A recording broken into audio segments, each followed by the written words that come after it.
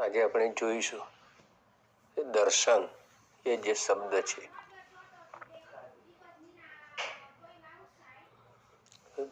દર્શન શબ્દમાં એક ભાવ રહેલો છે, એક ફળ રહેલું છે.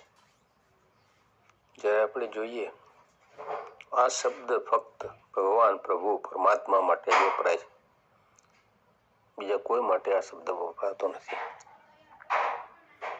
આપણે મંદિરે જતા હોઈએ, કોઈ આપણને પૂછે ક્યાં જાઓ છો, મંદિરે, કે કેમ? ભગવાનના દર્શન કરવા. ભગવાનના દર્શન થઈ જાય તો સારું. એવી રીતે દર્શન શબ્દ ફક્ત ભગવાનના માટે જ વપરાય. લૌકિક જીવનમાં તમે જુઓ, કોઈકને મળવા જતા હોય તો તમે એમ નહીં કહો ક્યાં જાય છો, તો કે એક ભાઈના દર્શન કરવા જઉં છું. કોઈ જગ્યાએ દર્શન શબ્દ લૌકિક જીવનમાં વપરાતો નથી. એમ કે પરમાત્મા ભગવાન જે છે તે અતિ કલ્યાણકારી છે અને એમના દર્શન કરવા થી ગમે તેવો પતિતમાં પતિત અને પામરમાં પામર મનુષ્ય હોય તે પણ પવિત્ર થઈ જાય છે, એના પાપોનો નાશ થઈ જાય છે અને એનું કલ્યાણ થાય છે. એટલે દર્શન શબ્દ ફક્ત ભગવાન માટે વપરાય, કારણ કે એમાં અર્થ રહેલો છે, અર્થ સમાયેલો છે, એ ફળદાયી છે. લૌકિક જીવનમાં તમે એમ કહો ડૉક્ટરના ત્યાં જાઉં છું અને એમ કહો કે હું દર્શન કરવા જાઉં છું ડૉક્ટરના, તો કંઈ કલ્યાણ ના થાય.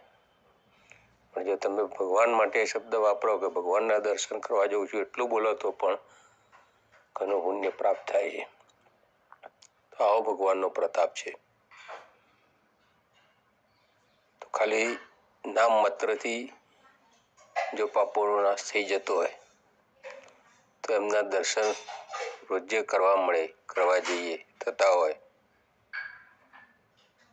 પછી વાત મને કેટલો ફાયદો થાય. તો હંમેશા 24 કલાક પરમાત્માએ આપણને પ્રભુએ આપ્યા છે, તો એમાંથી 1 કલાક આધ્યાત્મિક જીવન ભગવાન માટે ફાળવવો. સેવિંગ્સ, જેમ જીવનમાં આપણે ભવિષ્યમાં સુખ મળે એના માટે આપણે બચત કરતા આવીએ છીએ,